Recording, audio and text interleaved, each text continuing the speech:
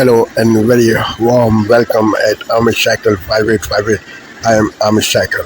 Following news have been reported by American, European, Asian, African, Australian news channels and the news agencies. So please, let's go to the headlines. Tonight, breaking news, the major Supreme Court ruling strengthening the president's hand involving birthright citizenship. The severe storms as we come on the air, hundreds of flights canceled in the Northeast, and the suspected shark bite at a popular New York beach. First, the U.S. Supreme Court in a 6-3 decision along ideological lines, allowing President Trump to move forward with his plans to change birthright citizenship, ruling that federal judges cannot put nationwide blocks on his executive orders. The president calling it a giant win, and what it means for the rest of his sweeping agenda. And the High Court's other major rulings tonight on parents' rights, Obamacare, and more. The severe weather watch tonight, storms heading east, flash flooding in West Virginia. Officials say 5 inches of rain in less than an hour. A massive highway backup, where the temperatures are surging again tonight. And how a 76-year-old Florida woman survived after her home was lifted, then slammed back down by a tornado. Lee Goldberg with the forecast. A possible shark bite at a popular New York beach. A woman standing in waist-high water, the lacerations on her leg and foot. This video showing a different baby shark on the same beach the same day. Breaking news, one of the last fugitives who broke out of a New Orleans jail more than 6 weeks ago, captured late today. What we've just learned. The defense delivering its closing argument in the trial of Sean Diddy Combs, saying the case is not about sex trafficking or racketeering, but a great modern love story and a music mogul's swinger lifestyle. The president of the University of Virginia resigning today under pressure amid an investigation by the Trump administration into the school's DEI efforts. The mystery solved, what we've learned about that fireball streaking across several southern states. And America Strong tonight, the Jeopardy contestant and the game-winning clue that fans are calling the most amazing coincidence in the history of Jeopardy. From ABC News World Headquarters in New York, this is World News Tonight with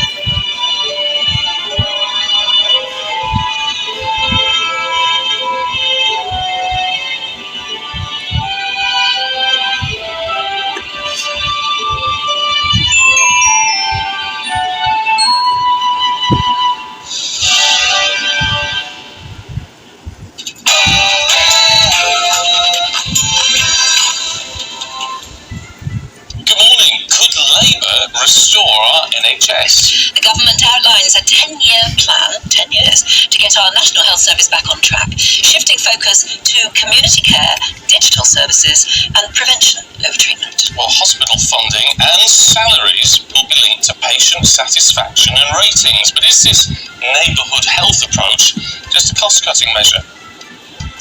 The Supreme Court delivers a major victory for President Trump by curbing the power of federal judges. EU airport strikes leave British travellers stranded as EasyJet flights between Bristol and Spain are cancelled. The billionaire Jeff Bezos and Lauren Sanchez finally tie the knot in Venice in front of a star-studded guest list. We'll be live in Italy to get all the updates. Now, would you feel safe in a driverless car? We'll debate that later in the programme.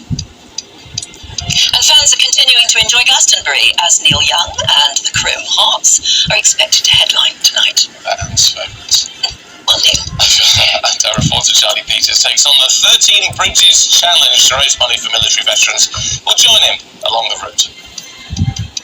A very good morning. The soft launch is over and today it's the real thing. The Lions get their tour underway this morning against the Western Force in Perth. And Thomas Tuchel will make the trip to Slovakia this evening to throw his support behind England's under-21s as they take on Germany in the Euro final. Another heatwave on the way for many of us, but it won't be hot everywhere during the next few days. Significant differences across the UK. Full details in the forecast coming up soon. It's just gone 6 o'clock. I'm Stephen Dixon. And I'm Anne Diamond, and this is GB News Breakfast.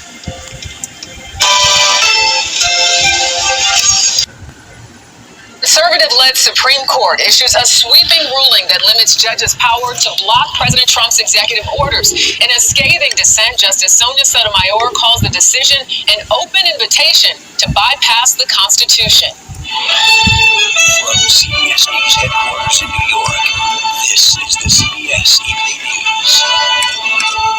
Good evening, everyone, and thanks for joining us. I'm Jerika Duncan, in tonight for Maurice Dubois and John Dickerson. The Supreme Court usually releases its most anticipated rulings over several weeks or days. Not this year. Today, the court released a half dozen of its biggest decisions. In its most closely watched case, the conservative majority reined in the power of individual federal judges to temporarily stop the nationwide rollout of White House policies. The case involved a challenge to President Trump's executive order to end birthright citizenship. The Supreme Court ruled 6-3 that trial court judges do not have unlimited power to impose their rulings on everyone across the country.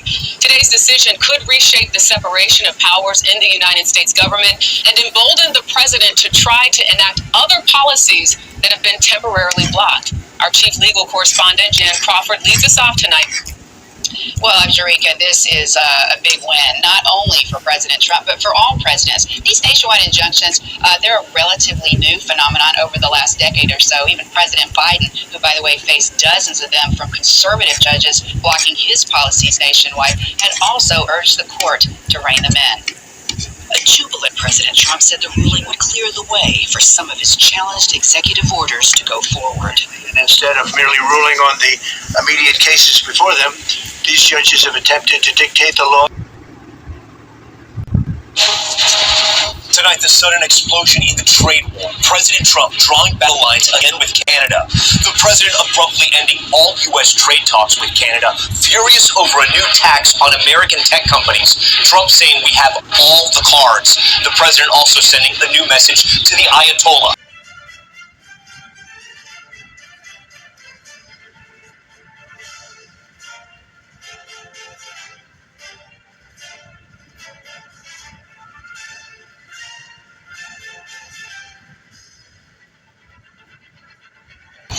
Trump is now working the phones to get votes. The jury set to get the case in the Sean Diddy Combs trial. The rap mogul's defense team in their closing arguments admitting Combs was abusive and a swinger, but was not guilty of sex trafficking.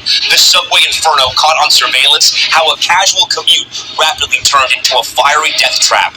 Danger at the beach, a teenage lifeguard just impaled by a beach umbrella. It happens more than you think. Tonight, a survivor making it his life mission to make them safer. Record auction, you won't believe how much this Michael Jordan rookie card just sold for. And there's good news tonight, the change of heart that turned 3 strangers into 3 amigos. Nightly News starts right now. This is NBC Nightly News with Tom Yamas. So let's bring in now Republican West Virginia Attorney General John McCuskey, J.B. McCuskey, that is. He led an amicus brief in support of limiting these nationwide injunctions. Welcome to you. Good to have you on this show. You urged the Supreme Court to do exactly what they did today. This is going to have massive implications, really, all across the country. Talk about how you made the case to the court, and what does this mean? Yeah, so I think the first thing that we should be talking about here is that it's really sad that the Supreme Court even had to decide this. The district courts knew what they were doing was wrong. They knew that they didn't have the power to do these things. And the other thing that's sad is, and I think the reason why you see such a full-throated back and forth between the majority and the non-majority is that I think the majority knows that if this was a conservative case, right, if we had a conservative judge who issued a nationwide injunction, this would have been a 9-0 case. And that's sad. But it's so obvious that district court judges only have the authority to rule on issues that involve the people that are before them. And nationwide injunctions go so far afield of that they really endanger, in my opinion, the very public perception of the court. Our courts are supposed to be above the political fray, and these nationwide injunctions put our district courts in the exact same place as Congress, and that is not a healthy thing for our democracy. And I'm just really happy that the Supreme Court has found some semblance of normalcy here, and we're returning our federal courts back to their constitutional roles, which is the district courts issue opinions for the parties in front of them. So, JB, there are a number of other injunctions underway right now. I believe about 40 against the Trump administration. What now happens to all of those? So all of those will head back to the district court, and they will issue rulings based on the parties that are in front of them. And their rulings cannot go beyond the scope of where their courthouse grasp ends. And so what will happen is then the normal course of action. We will have a case in the district court. If there are circuits that disagree, then there will be multiple cases in our circuit courts, and then the Supreme Court will get to make decisions based on legal issues where the courts around the country are disagreeing. That gives the Supreme Breaking news this Friday night. Tariff talks terminated while the U.S. president has suddenly ended trade negotiations with Canada. It's not going to work out well for Canada. What happens now and the cautious optimism? New claims Israeli troops are being ordered to shoot at Palestinians near aid sites in Gaza. Israel's staunch denials. Fired. It's a guy that the Toronto sports community loved. Why fans are crying foul over the dismissal of the Toronto Raptors' longtime president. Plus, the contentious Canadian crosswalk that finally reopened after decades. Local National reporting tonight, Anthony Cormont. Good evening and thank you so much for joining us. We begin tonight with a dramatic reversal from the U.S. president that could have major implications for Canada. Donald Trump has abruptly broken off trade talks, blaming Canada's plan to impose a digital services tax on big American tech companies starting on Monday. And he's threatening new tariffs as well. Trump's decision breaks a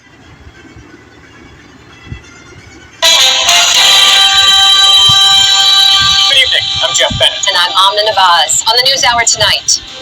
I want to just thank again the Supreme Court for this ruling. It's a giant. A massive legal win for President Trump. The U.S. Supreme Court severely limits federal judges' ability to block presidential policies nationwide, including an effort to end birthright citizenship. Congressional Republicans wonder if the big bill can pass as it gets slimmer with provisions on school vouchers and guns struck from the legislation. And we speak with Venezuelan immigrants in Chicago who are now living in fear after their temporary legal status is revoked. In my country, there's no legal process, and now living through this situation feels the same as what happened in Venezuela.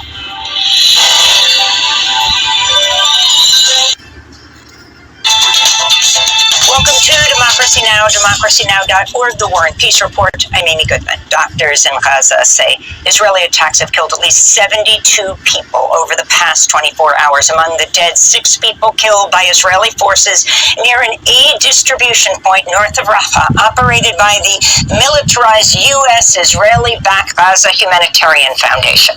Meanwhile, Gaza's health ministry reports some 17,000 Palestinian children are suffering from acute malnutrition and are at risk of death. This is Mohammed Tabasha, a doctor in Gaza City, who says Israel's blockade of humanitarian aid, including milk and infant formula, is causing babies to starve. The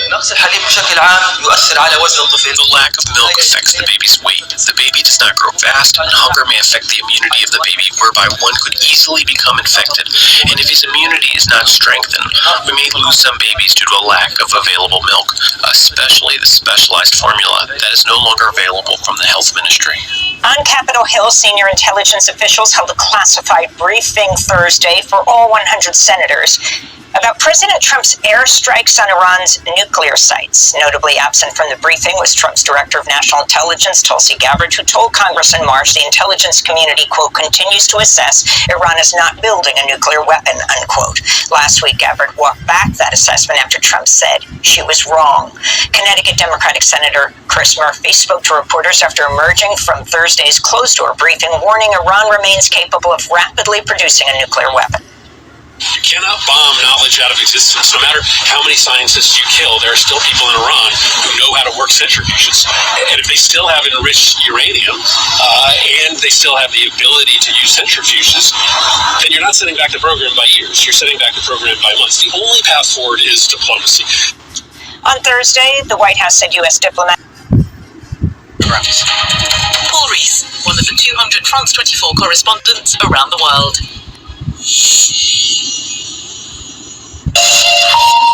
Welcome back. You're watching Daybreak here on France 24. Our headlines this hour. A turning point in the conflict in eastern DRC as the country signs a peace deal with Rwanda. The agreement signed in Washington is also expected to give the U.S. access to the region's crucial minerals. A major victory for Donald Trump as the Supreme Court rules to limit the power of federal judges to block his executive orders. The ruling in the case on birthright citizenship could have implications for all of his policies. And Iran holds a state funeral for dozens of military commanders and nuclear scientists killed in its war with Israel. It comes as the United States and Iran continue to argue over the damage done by U.S. strikes.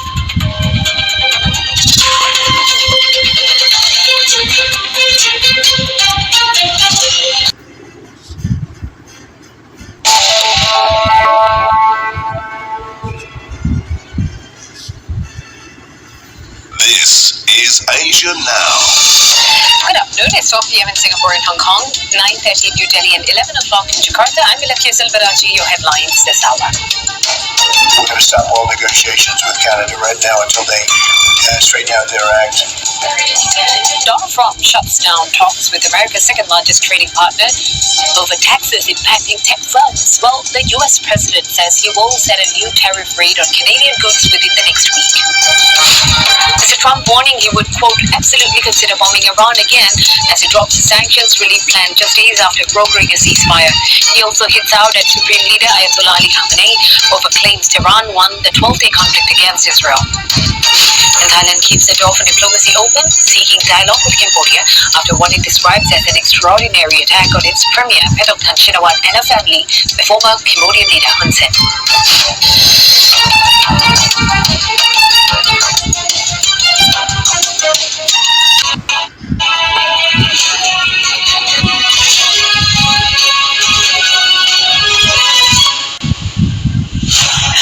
Good morning. It's 6 o'clock on today's programme. It's going to be a hot one, isn't it? Britain is set to bake in 30 degrees heat today. Heat warnings are in place for much of the country, and forecasters predict it's only going to get hotter as we head towards Monday, and that is the first day of Wimbledon. Love it. It's Saturday the 28th of June. Coming up, the heat is on for fans at Glastonbury and Wimbledon with temperatures set to soar. The new boss of the NHS says the service is fossilised and sees patients as an inconvenience. The families of those who died in a Chinook helicopter crash more than 30 years ago seek a review of the government's decision to reject a public inquiry. And ahead of Wimbledon next week, we speak to 3 teenage talents hoping to make a big impression at the All England Club. Hi, I'm Mimi Shu. I'm 17 and I'm playing Emirati at Wimbledon. I'm Hannah Cookman and I'm 16 and I got a wild card to Wimbledon. Hi, I'm Mika Stojsavjevic. I'm 16 years old and I'm playing in the main draw at Wimbledon.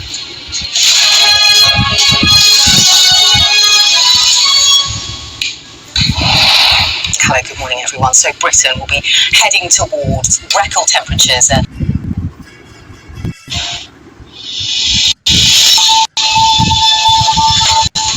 Winter storm warning, a low pressure system forming off Australia's east coast. 1 to 200 millimetres, maybe more than that, over 48 hours, and that means we could see some areas of flooding.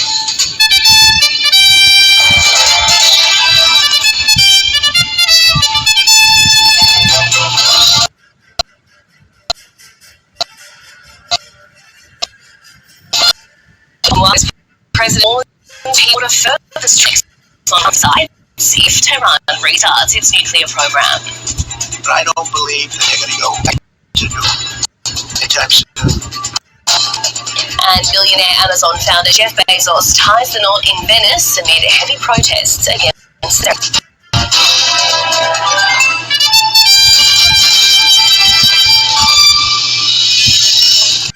Hello and welcome to ABC News. I'm Melissa McCann. Some 29 cars coast in the coming week. A low pressure system is forming, heading towards a new...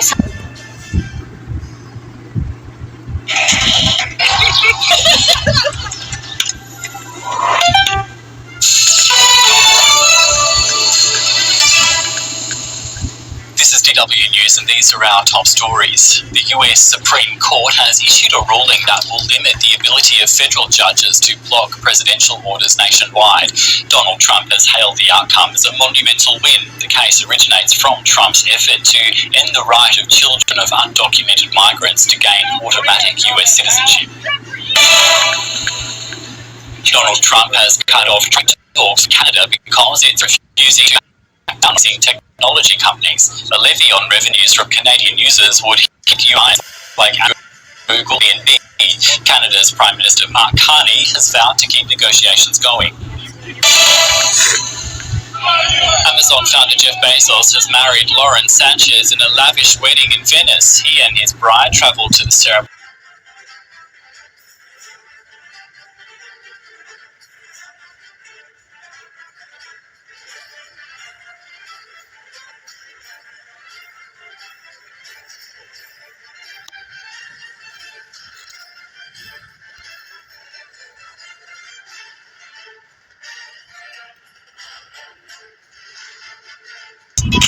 The news.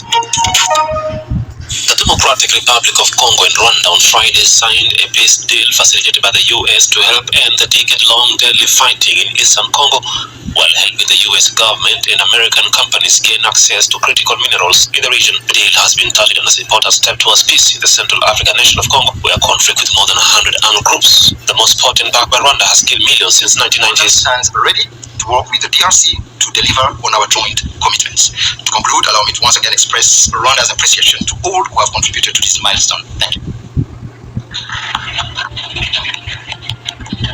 This peace agreement is the starting point, not the end goal. It must now be followed by disengagement, justice, and the return of displaced families, and the return of refugees, both to the DRC and Rwanda. The Secretary of State, Mark Rubio, called it an important moment after 30 years of war. It's an important moment after 30 years of war. President Trump is president of peace. He really does want peace. He prioritizes it above all else. The agreement has provisions on territorial integrity, prohibition of hostilities, and the disengagement, disarmament, and conditional integration of non-state armed groups. It's also at the heart of Trump's push to gain access to critical minerals needed for so much of the world's technology at a time when the United States and China are actively competing for influence in Africa. A little bit out of my league in that one because I didn't know too much about it. I knew one thing: they were going at it for many years, and with machetes, and it is one of the worst wars that anyone's ever seen. And I just happened to have somebody that was able to get it settled. The Rwanda-backed M23 rebel group is the most prominent armed group in the conflict, and its major advance early this year left bodies on the streets. With 7 million people displaced in Congo, the United Nations has called it one of the most protracted, complex, serious humanitarian crises on earth. Duke women's basketball coach Kara Lawson, a trailblazer on and off the court, is once again at the helm of the U.S. national team, this time guiding the country's top college players at the 2025 FIBA Women's America Cup in Chile. I want to be a coach since I was 7. That's always what I wanted to be. In fact, that's why I chose to play at the University of Tennessee to play for Coach Summit, because if you want to learn how to coach, why not go to the best coach? Lawson already has Olympic gold on her resume after coaching the U.S. women's 3x3 team to victory at the Tokyo Games. Now she's in position for an even larger role, potentially leading the 5-on-5 senior national team at the 2028 Olympics in Los Angeles. I want to be the best coach I can be. I want to challenge the coaches I coach with to be the best coaches they can be. And for sure, I want to challenge these players. Among the players she'll coach at America include Flo Jai Johnson, Olivia Miles, Hannah Hildago, Madison Booker, Joyce Edwards, and Regan Bias. Being able to play with such elite players, it helps me because it's like, wow, look what she just did. And, I asked her a question like, what do you see? Like, how do you, what I'm saying? I'm like a sponge. I'm trying to learn so much in a short time. Like, I asked Olivia, like, the passes, like, how do you do that? You know what I'm saying? Like, are you, she's like, I'm not scared to take a risk. I'm like, mindset. You know what I'm saying? Just learn it from different players. That's what you want to do. Lawson's trajectory is pointed towards even greater heights with USA basketball.